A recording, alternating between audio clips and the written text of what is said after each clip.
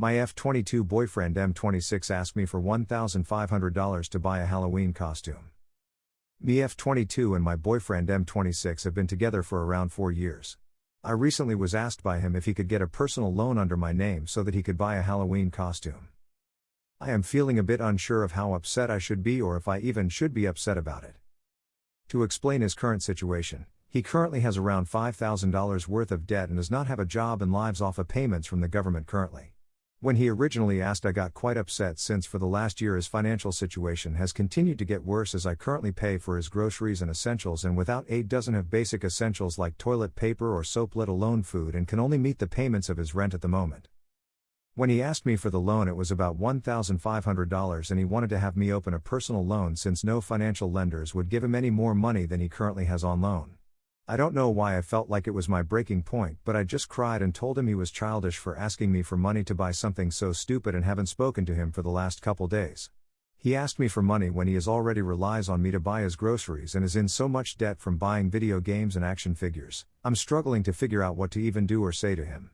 The reason he wants to loan so much from me is for more of the same non-essential things that got him into debt in the first place. A custom-made Halloween costume seems like an outrageous thing to want to purchase in his current situation, but he doesn't see it as a big deal since in his words it's not a lot of money for you, and I think I just need advice on what approach might work to help him understand. No matter how much I have tried to explain the strain his dependence on me to support him with his basic needs has been when we don't live together, and despite me trying to suggest loan consolidation or a selected person to manage his funds on his behalf could benefit him, I feel like my approach isn't working. I would appreciate advice on what steps I can take or what approach I might be able to use instead in regards to talking to him and trying to resolve this issue in our relationship currently. TDLR, boyfriend is in $5,000 worth of debt and wants a personal loan in my name of $1,500 to buy a custom-made Halloween costume. What would you suggest doing in this situation? Update. I'm sure most of you thought this was a dumb question to begin with and really tore through me, but for those who were kinder with their advice, I really appreciated it, along with the private messages that offered kinder words. I know I seem like an absolute idiot, but I think being with my boyfriend for so long as well as since high school made me feel extremely attached and like I wouldn't know what to do if he wasn't around, so in that way I was definitely dependent on him. To clarify things, it was for a Spider-Man costume, and no, I did not give him the money. I spoke to him and he tried explaining that it was his cousin who forced him to ask me for the money. Which I didn't believe and ended the relationship, since a lot of your comments made me realize I have a seriously low standard for my dating pool and will have to reconsider my standards moving forward.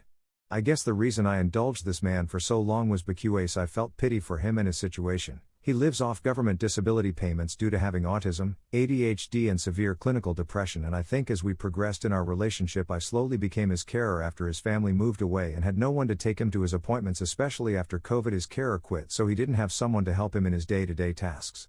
I understand now that should have never been my job to pick up, and blurring those lines made me become financially and emotionally used as he had no one else to depend on. Anyways, I have broken up with my boyfriend. I will try to listen to you guys and find someone who is more on my level of stability and self-reliance. Thank you, everyone, for listening and giving me the wake-up call I needed to get out before I committed to marrying or having children with him. Year later, last update. Hey, everyone who may care for an update, I received some PMs asking for an update on this ridiculous post. I have good and bad news. Trigger warning for abuse.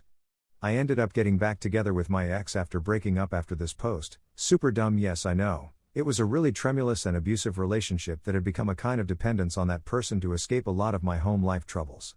Despite my ex being the worst scum ever, it was better than what I knew in my home life and what I thought I deserved. I struggled a lot but was able to thrive in my personal life and career, but despite that, I clung to my ex as it was all I thought I deserved. It only got worse as he grew to hate me and still depended on me.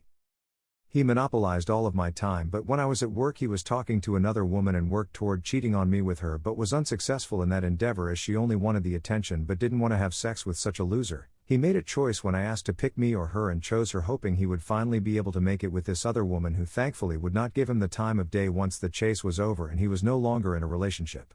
He thankfully broke up with me when he picked her but didn't want to relinquish control over me and demanded to keep me as a friend. I was ordered to keep him in the loop about dates, who I was seeing, where I was going, and for how long. If I didn't tell him, he beat me and it got bad enough. He punched me in the stomach on the side of a busy highway while I was in my work uniform. I decided finally to stop pitying this horrible scum and leave. I regret all the years I wasted with this scumbag trapped in his abuse and lies.